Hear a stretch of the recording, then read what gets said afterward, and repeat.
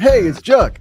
We are not bemoaning the noon kickoff. We are now owning it. It's a badge of honor. We're the lunatic fringe that defines our coach's legacy when it comes to this game. They don't get to define that outside the family. We're cut from a different cloth for Ohioans. He's got it all, man. He's even got the jaw. You know the jaw. You see that jaw and you're just like, yeah, man, that's a dude. Do I want Michigan to beat Oklahoma? No way in hell. I don't know what world I'm living in. This is insane to me. And if you saw my outburst, I apologize. It's showtime now. It is showtime. Welcome into Buckeye Huddle Primetime. Appreciate you so much for joining me. We're here, obviously, every Monday and every Wednesday, usually, but this may be our last live for a week because next week I'll be out of town. Now, I bring the show on the road, but that doesn't always mean I have a good enough signal to go live. We'll give it a shot early Monday during the day, but we might not be live. It might be recorded. I'll let you guys know. I have notes. Obviously, you guys know I have notes for the show.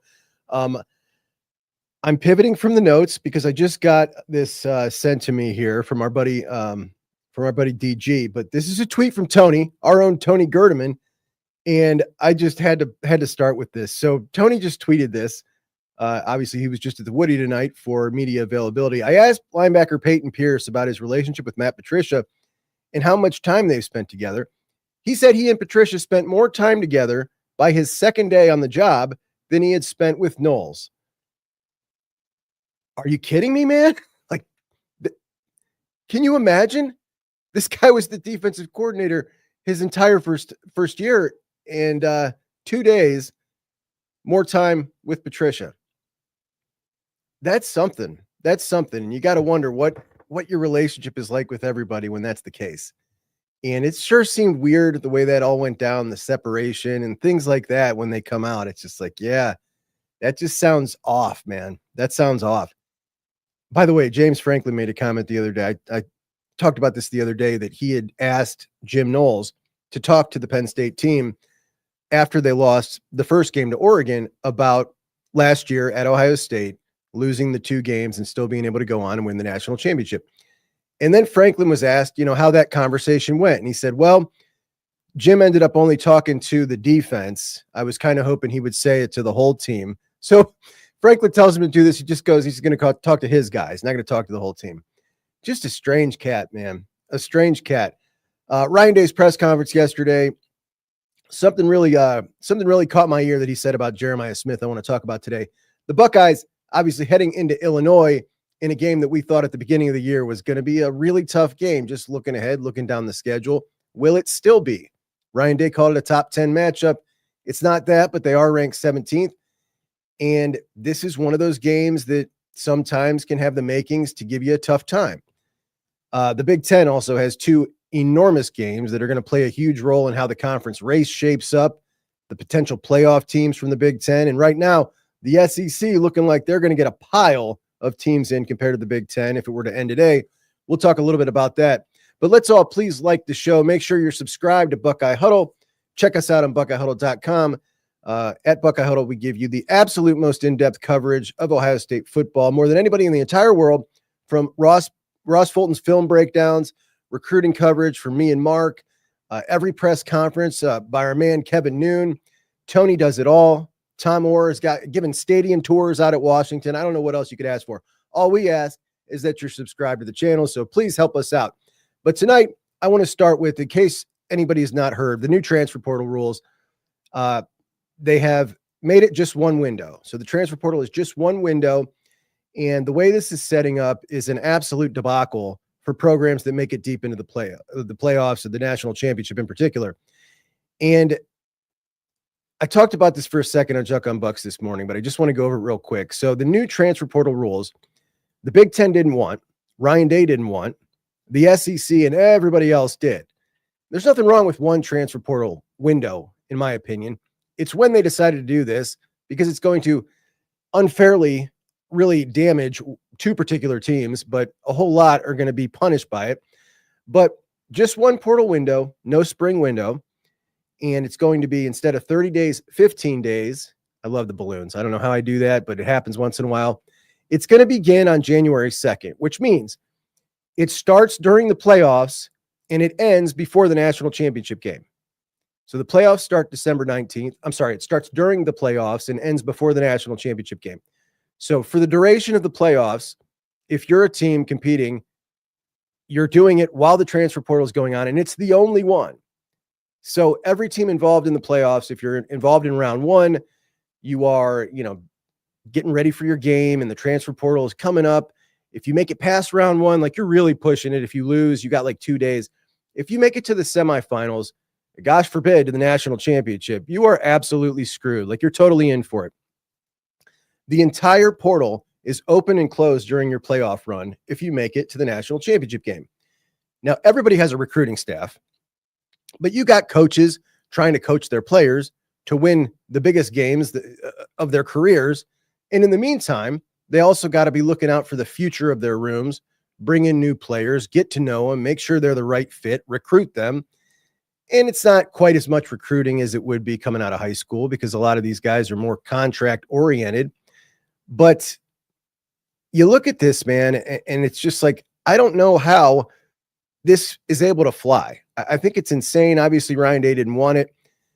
And of course, we know last year after the national championship, Notre Dame and Ohio State, for them, the portal was closed, but Ryan Day was furious because for 5 days after they got done playing, all the Ohio State players, the portal was open to them. Well, in that scenario last year, if other programs didn't get guys they wanted, they had one last shot to go raid Notre Dame and Ohio State's rosters before the spring portal. Well, now there is no spring portal. Can you imagine how much harder in this scenario teams would have gone after the Ohio State and Notre Dame players? Because there's no spring portal. That's it. That's all they got. Now, this already created a big situation for them last year, Notre Dame and Ohio State. Luckily, Ohio State came out relatively unscathed. But with these current rules, Ohio State and Notre Dame, before the portal opens, right, and every team has these discussions, they sit down, they talk to all their players. So they talk to the players and they tell them where they stand with the program. They get from the player how they're feeling about moving forward for the following year with the team. And they come to a consensus or an agreement that that player is either going to enter the portal or that player is going to be staying with them. And these are, back and forth discussions. In some cases, they're really easy. Some cases, they're really difficult. Sometimes they're really difficult decisions where the school is telling the guy he's not going to play. It's time for him to move on. Well, now, let's say, for instance, it's after the national championship game, the portal window opens, and there is no spring portal now in the new rules. So Notre Dame and Ohio State, their guys are the only ones available.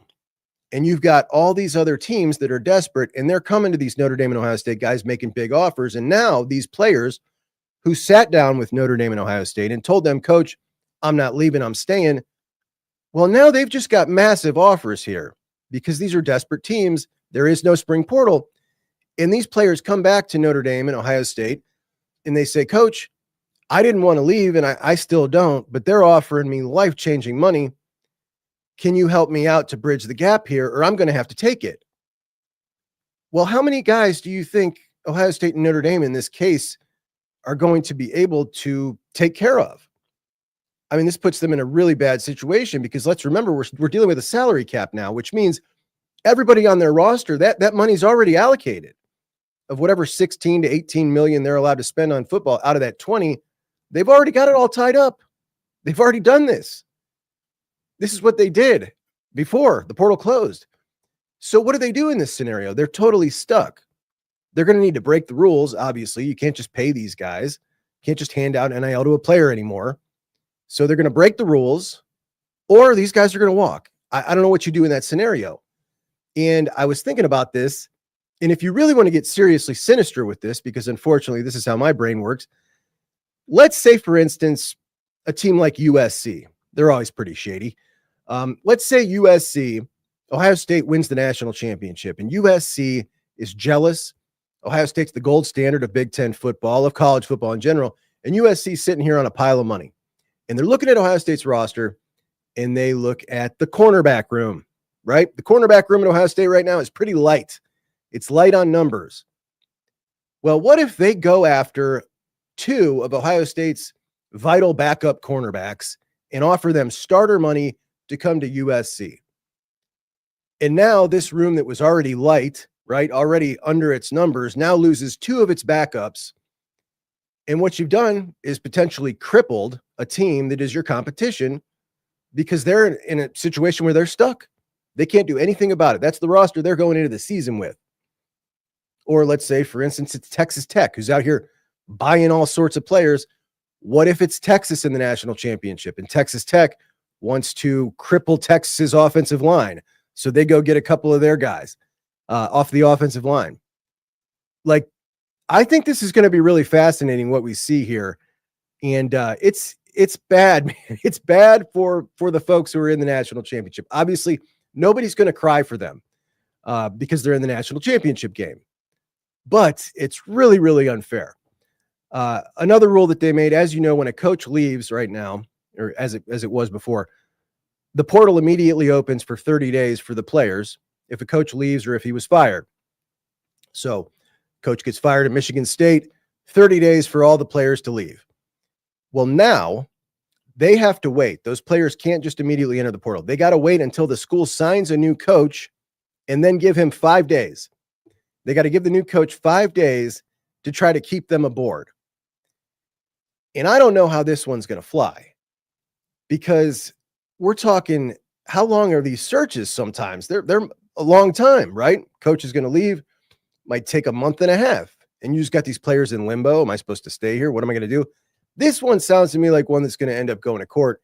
And we know how often the NCAA wins those when they go to court. But this is really weird here.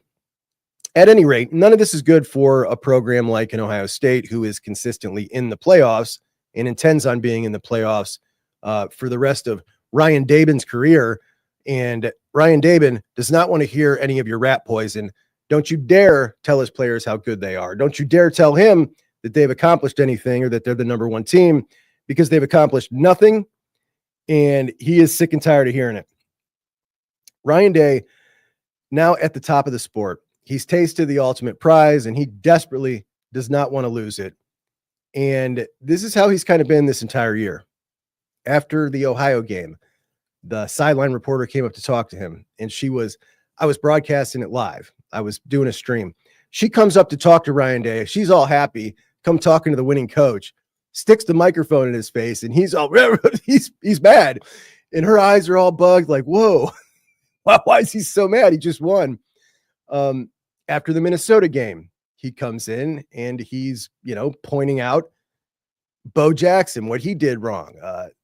Lincoln Keenholz, what he did wrong. These are things he doesn't usually do. And I was thinking the other day, like, I would actually love to pull up a press conference of Ryan Day from like 2021 after a game to right now, because there's a really big difference. And on Tuesday, he was asked about basically like why he's been so, let me just play it for you.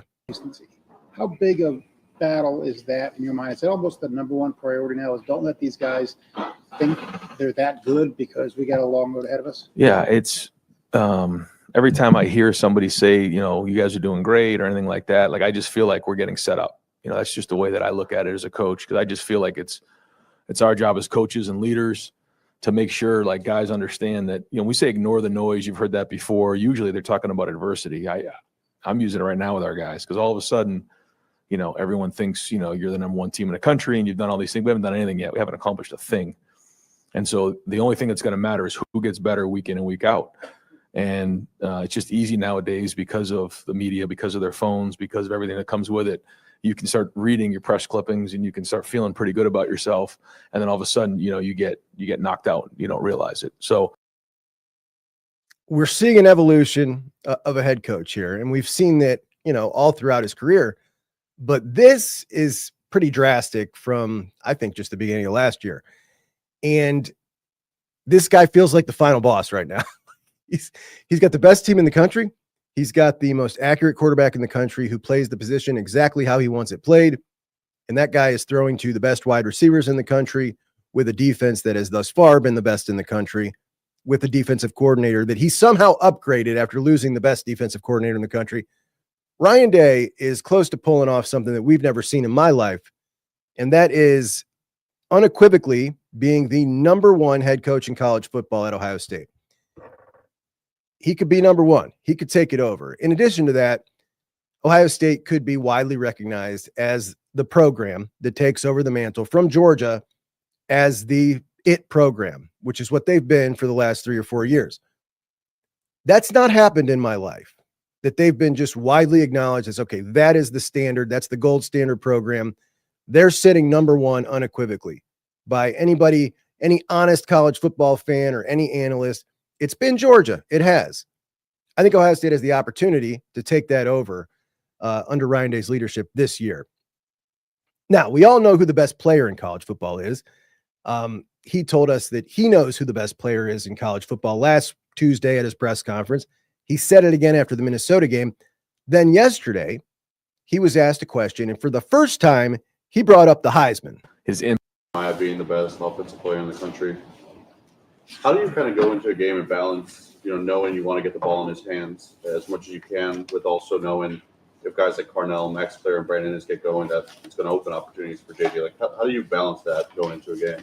Well, a little bit of both in terms of, you design plays where you think the ball may go one place, but if a defense, is designed to stop that area or that player or that, area of the formation or area of the field or whatever it might be, then the ball needs to go somewhere else. And I think that's what's, challenging for a receiver to, like, again, I say that, and it's, whether Jeremiah gets the statistics that he would need to get into the Heisman race or not, it's sort of out of his hands because there's just certain things that can happen that are out of his control. So that doesn't change who he is in terms of a player, his impact on the game, or anything like that.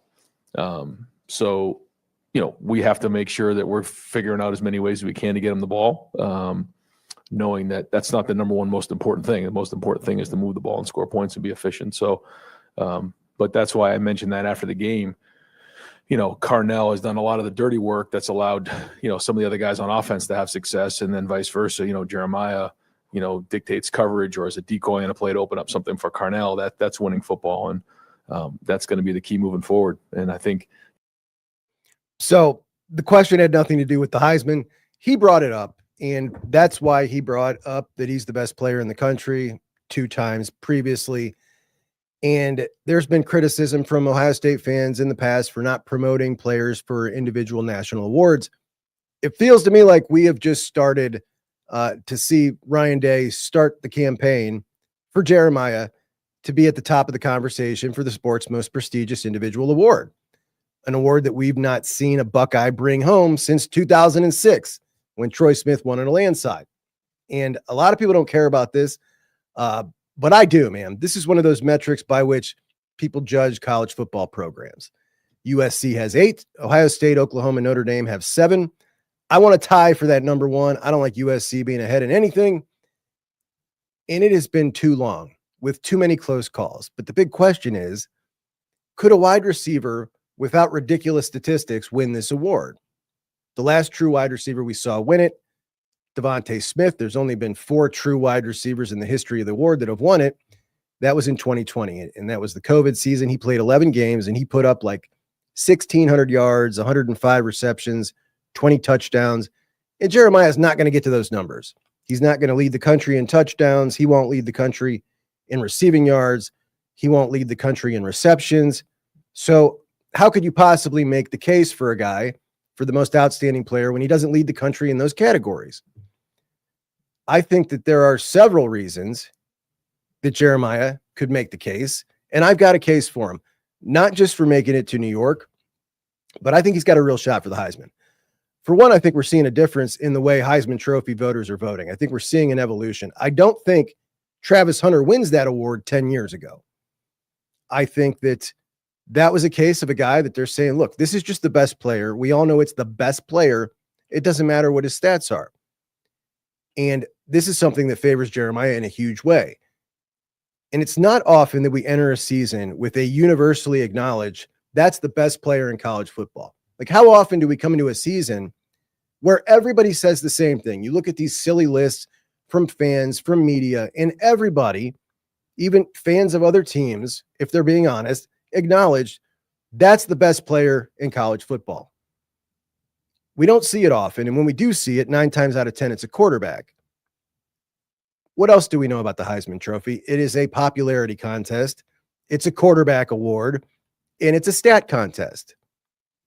Well, Jeremiah already has some big breaks that have happened for him up to this point. People love confirmation bias, right? You had some big names entering this year. Entering the season at the top of the Heisman board, you had Arch Manning, Lenora Sellers, and DJ Lagway. 3 huge names who promptly fell off the board. So when it comes to the popularity part and the confirmation bias, it really helps him that those 3 behemoth names were gone quickly. What really helps Jeremiah's case is he has crossed over into American celebrity. He is no longer a college football celebrity. This dude is an American celebrity. He's reached a level of fame that has crossed over into the mainstream. Non-football fans know JJ. He's a rock star. You can ask non-football fans, and many of them will know that's Jeremiah Smith. And as far as production on the field, he's going to be in the top of every wide receiver statistical category, the top 10. And everybody who knows football understands just how much he's affecting the defense, how they adjust to play Ohio State. And if that is causing Ohio State or really helping Ohio State to win, that is extremely valuable. A ton of Ohio State's offensive success this year is due to Jeremiah's presence. A lot of Carnell Tate being able to showcase how much better he's gotten and how good he is Jeremiah's presence. Julian Sayin being the most accurate quarterback in the country. You can definitely credit Jeremiah to some of that. He gets guys one-on-ones. He absolutely Jeremiah's been his security blanket to a certain extent. As he's learned the first couple of games, we saw him going to him every single time. Things got a little hairy. He's going to JJ. He's just definitely the most dominant player right now in football. And then we got to factor in, when we look at his numbers, Ohio State is running off of this intentionally slow offense with less plays, which is naturally going to limit his offensive statistics. Well, for everybody on the team, really. When we talk about pace of play right now, Ohio State under 60 plays a game. 5 years ago, it was like 72 plays, which is the equivalent of 2 entire games worth of plays that they're not playing. I think people will take this into consideration as well. And then you got the it factor. Not only is Jeremiah one of the most fun players to watch that we've seen in a decade, he's just physically kind of a marble and just unique to look at. The way he moves, the way he runs, the catches he makes, he's just different. He even speaks different. He speaks Miami, which is its own language. So when we look at the updated odds right now for the Heisman, at plus 600, you've got Carson Beck, plus 600, Dante Moore, plus 750, Ty Simpson, and plus 850, Jeremiah Smith. He is right there with the top 3 quarterbacks. That's the clear top 4. Then we got a little gap until there's 2 more quarterbacks at plus 1,400. That's his quarterback, Julian Sayin, and Indiana quarterback, Fernando Mendoza, tied at plus 1,400. This is about as good of a setup as you could get right now at this point in the season for Jeremiah to potentially win this award. Oftentimes we see a quarterback whose team is in the top 10 and he's putting up standout statistics from all the other quarterbacks. That's not the case this far. I don't anticipate that changing. This group right here, they're all bunched together in stats. None of them are pulling away. All 5 of those quarterbacks lumped together. None of them really stand out. In fact, the one that stands out the most in one individual category is Julian Sayin with his 80% completion percentage, which is like 4.8 percentage points over second place, which is definitely the most impressive statistical outlier of any of those quarterbacks. So no doubt, Jeremiah needed help early, and he got it with the big names falling off. He also needed help that none of these current quarterbacks were having this massive statistical season like Cam Ward, and he's getting that help as well. The other consideration you have with the Heisman is the story. Everybody loves a good story. That gets a lot of votes. The guys on the top of the board, we've got some real good redemption stories brewing. There's some amazing stories all the way down the top 10. Carson Beck, after his terrible year with Georgia that ends in an injury, Dog fans are happy to see him go. He goes to Miami, very public relationship with the Cavender twin.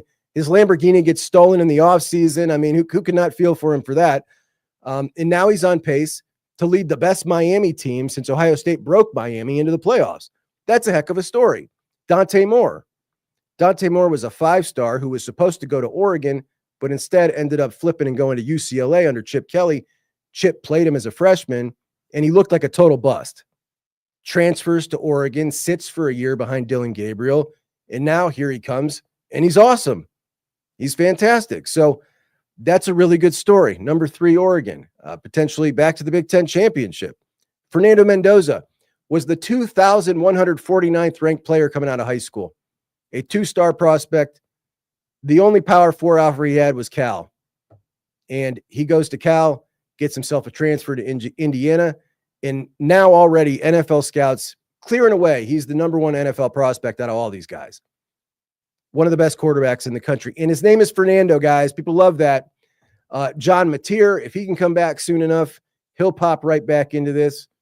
Ole Miss quarterback Trinidad Chambliss stepped in for the injured starter. He's a total star. And Lane Kiffin picked this kid up from an FCS school out of the portal. He's now leading the number 4 team. That's a great story. Nobody could top the Joey Aguilar story. From community college to App State, then he gets the big opportunity going out to UCLA. He would never start a game for them as they would choose Nico over him. And then he gets to go to Tennessee, and now he's leading a top 15 team and putting up great stats. So that's a huge story as well. And when we look at JJ, there's no story pulling on your heartstrings here other than JJ got cut from his 6-year-old peewee team, right? Like, I don't know what story you could pull on your heartstrings here. So there's some interesting stories, but nobody's pulling away. And it's great for Jeremiah's chances right now. Nobody argues that he is not the best player in college football. Everybody sees the difference he makes to Ohio State. And whether it's him putting up the numbers or altering how opposing defenses play Ohio State, he's the focal point of the best team in college football. He's the boogeyman. And he's the biggest superstar we have in the sport. There is a little fear that Julian Sayin ends up in New York with him, and they end up splitting some votes. And we've certainly seen that hurt Ohio State players before. Julian right now with that ridiculous 80% completion percentage that leads the country, tied for 8th in touchdowns, 2nd highest quarterback rating, 3rd highest yards for completion. But he's 35th in yards because of the slow play. I just think that voters are going to look at this if they're looking between the two of them and say, yeah, this is Jeremiah's year, if they're going to vote for a Buckeye. So that is my case. You guys let me know what you think here. Emily says, Beck's story does not resonate with the public. No, I was kind of teasing there. Like, yeah, the Cavender twin in the Lambo, that doesn't fly. No, that one's not so good, but I thought it was funny to throw in there. So the Buckeyes heading into Illinois, guys, heading into Champaign, Illinois, and Ryan Day taking this one really seriously, as he should. They are the number 17 team in the country. And this is a game that at the start, before the season, in the off season, where we kind of just devoured the schedule, this one always stood out as that's a game right there. That one could not just be sneaky tough, but really, really tough. Remember, they were a top 10 team coming in, and it's clear they did not deserve to be that. It was the team that smashed them, Indiana, who was ranked in the 20s, that deserved that ranking. They should have been flip-flop. Before I go any further, I want to tell you something. Indiana has made such an investment in football that's on the recruiting trail. I'm seeing a ton of highly rated prospects schedule official visits to Alabama, Ohio State, Texas, and Indiana. You would not believe the amount of highly rated prospects. Now, they're not landing any yet, but the fact that they're getting these guys to come to Indiana for official visits, like this caliber of guy, they're going to start elevating their recruiting, and that doesn't happen without a lot of money. So they are supporting this. They're all in, and they've clearly got it. I think they're going to start recruiting in the top 25, which is crazy. So Illinois starts off the season with a 45-19 win against Duke. Then they shut out Western Michigan. Then Indiana comes in and beats them 63-10. Illinois rushed for 2 yards a carry against Indiana, just 11 attempts from their running backs for 29 yards. Luke Altmaier passed for 159. And on the other side, Indiana 267 through the air, and they ran it down their throats, 312 yards. 312 yards rushing. Now, Ryan Day said this is a top 10 matchup is how they're looking at it against Illinois. Throw the tape out from the Indiana game because that's not who they are. And the following week, they played really good against USC. USC, a really good running team, by the way. USC is averaging over 6 yards a carry. And they're a very good offensive team altogether, to be honest. They passed the ball great as well. But Illinois beat them 34-2. USC was ranked. They held them to 3.7 yards a carry. USC threw for 364 on them, though, which means their defense can be had in the air. It can be had on the ground. Just depends what you're focused on and what they're trying to shut down. Defensively, Illinois has given up 397 a game. That is 64th in the country. They've allowed 19 touchdowns to Ohio State's 2. On the offensive side of the ball, Illinois is good for 267 in the air and 397 total. That's 38th in the country. We know Luke Altmaier's a good quarterback. He's a solid veteran quarterback. Ryan Day knows this is a veteran team.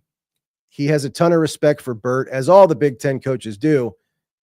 And you could say there's a couple of different ways you could see Illinois, potentially keeping this thing close. But which team are you going to get? You're going to get the one that played Indiana? You're going to get the one that played USC? I don't know. It could just be that Indiana really is that much better than them, which would mean Ohio State should be that much better than them as well. The way Indiana beat them, I mean, they could just have reached the top tier status of the Big Ten. Last year, they were just kind of a step below that top tier status. They might have elevated. We're going to find out this weekend when they go out to Oregon. They go out to Oregon as an 8.5-point underdog.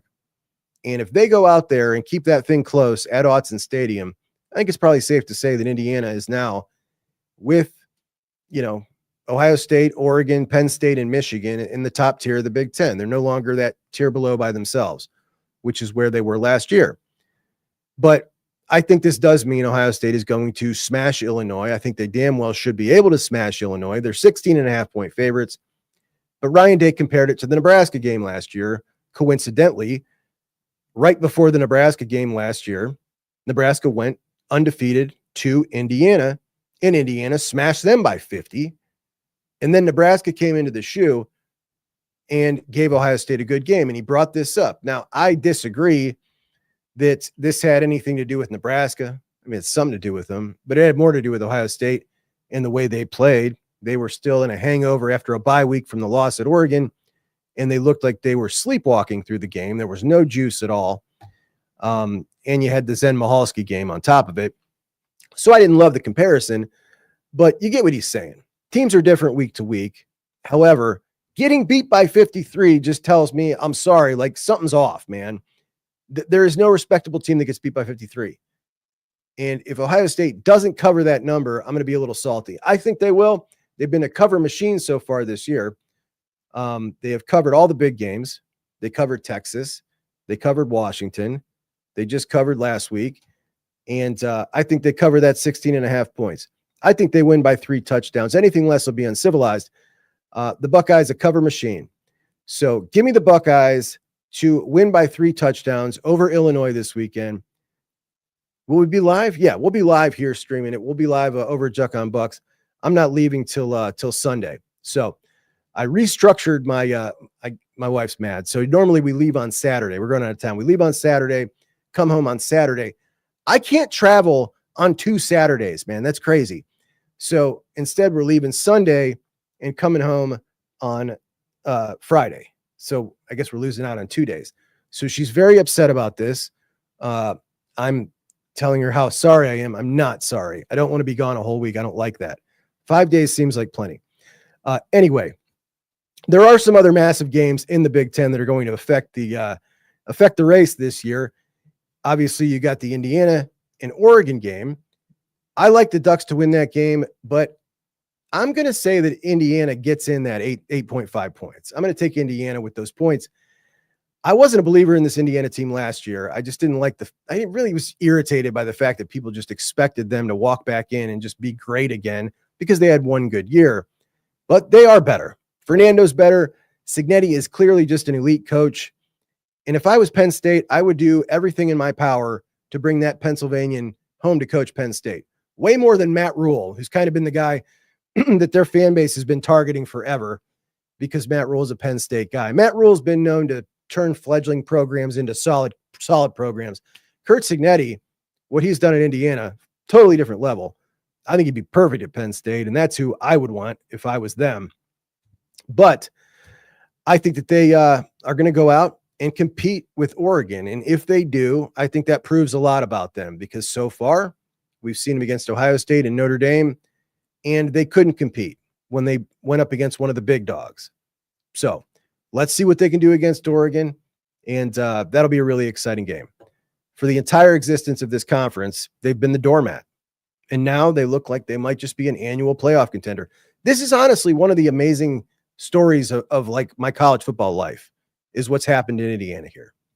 That game against Penn State later on in the year, that's going to be a huge one for their profile as well. Like if they hang tough with Oregon and then they go beat Penn State, who, even though they've lost a couple of games, that is still a good team. They're just, they don't got it together right now. So interesting to know what you guys think about that game. Now, for the other enormous game in the Big Ten, Michigan going out to play USC. USC is a 2.5-point favorite. Both teams are 4-1. Michigan 2-0 in the Big Ten. USC 2-1 in the Big Ten after their loss at Illinois. Both teams are in the top 10 in yards per carry, over 6 yards a carry. But USC is throwing the ball great. Jordan Mailata is at the top of every statistical category. They're averaging 338 yards through the air, 72% completion percentage, 11 yards a pass. Like, this guy thrown just one pick. He's really good, basically in the top 10 of every category. And they got this running back that they got out of JUCO, this little Wayman Jordan kid. He's dynamic, man. He is absolutely dynamic.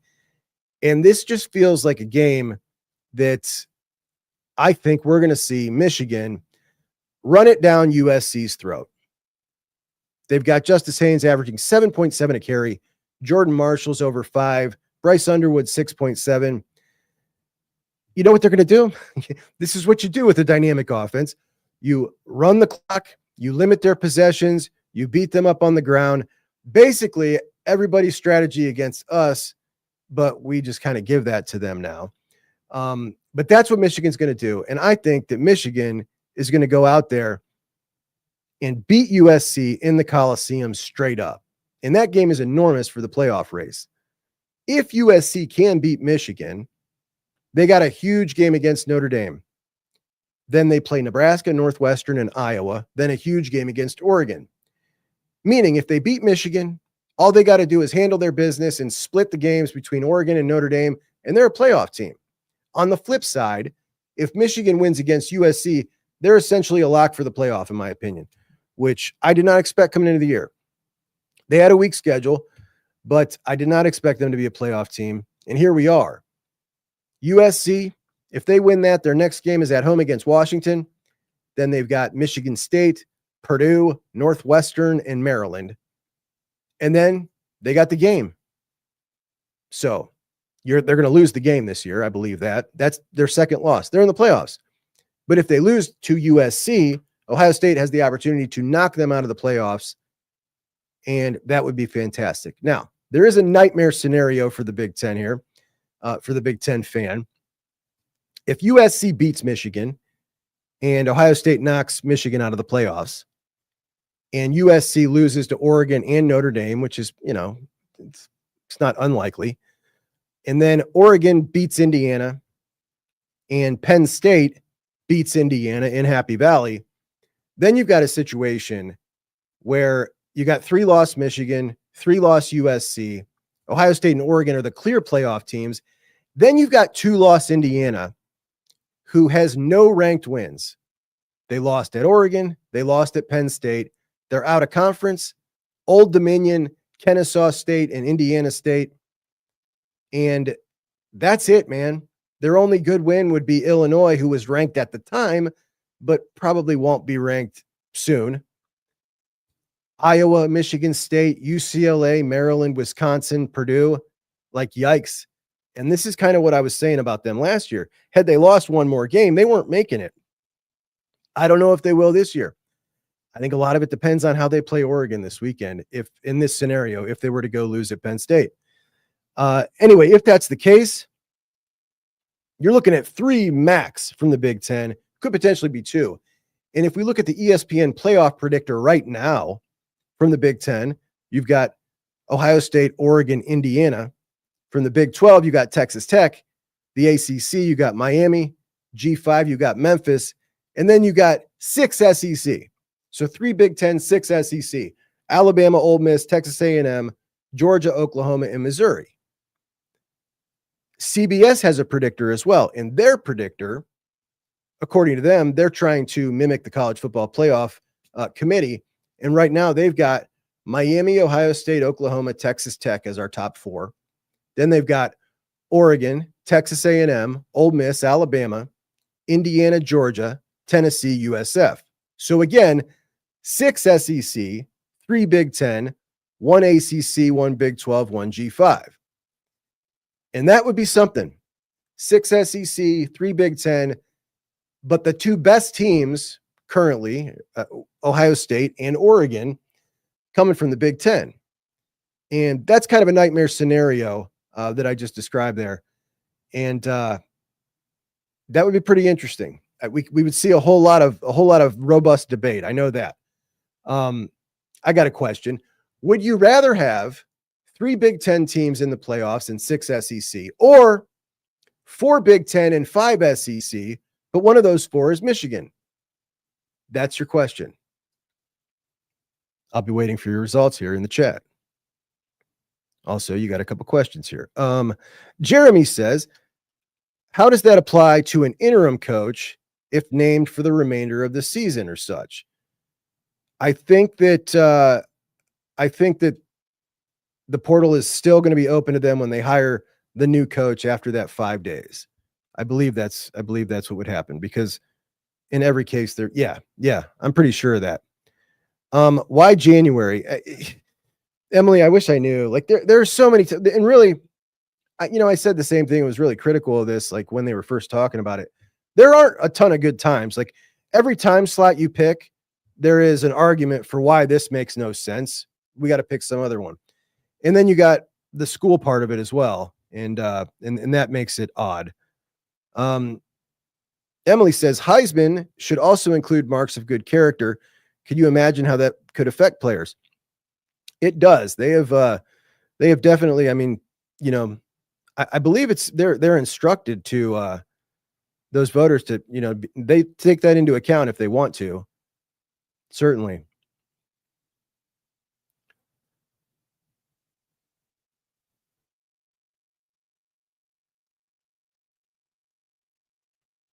Why is this not popping up on YouTube? I don't know. We're live and partying over here on YouTube, my man.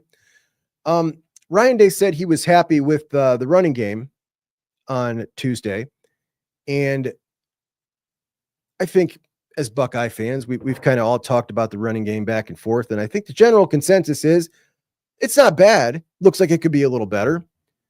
Ohio State running game right now, 5.1 yards a carry. And when I looked this up, I was pretty surprised. So that is better than Notre Dame, who has the best running back tandem in the country.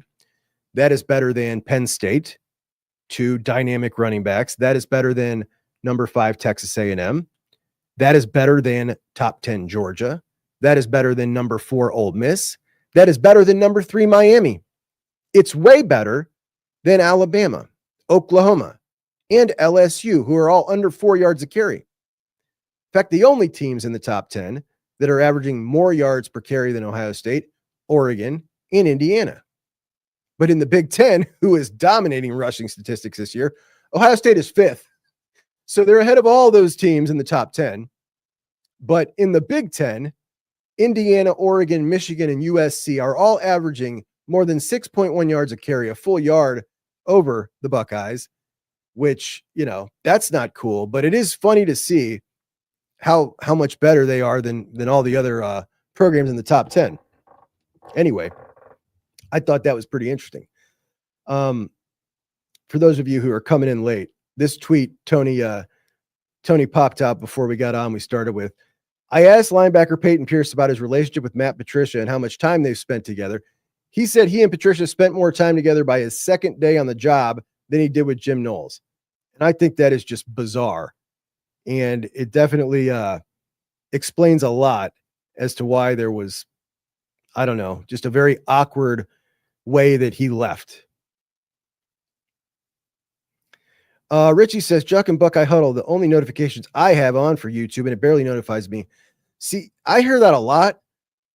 My notifications work too well. Like I get YouTube notifications all day and it kind of drives me nuts. And I get repeat ones, right? So I find it really obnoxious. Anyway. Yeah, thank you. Absolutely for blessing us with Matt Patricia. It's just been great, man. Honestly, what Ryan Day was able to do with that is, I mean, he basically hired him off the NFL trash heap. Let's be honest, right? Like the NFL didn't want him. He goes out and identifies, nah, that's my guy. That's my guy. So, all right, friends, I do appreciate you so much for joining me on Buckeye Huddle Primetime here on Wednesday. On Saturday, we will be live streaming the ball game over on the Juck on Bucks channel from Champaign, not from Champaign. The game will be from Champaign. I'll be here at Juckeye Studio. We'll be live. So come over, join me for the game. Of course, we'll do the post-game show as well. And then early Sunday morning, I'm out of town. Next week's show may be recorded. We'll try to do it live. It may not work, but we will always try our best. As always, I do appreciate you so much. Thanks for joining us here at Buckeye Huddle Primetime. Please hit the like button and subscribe on your way out. We appreciate you guys. We'll talk to you soon.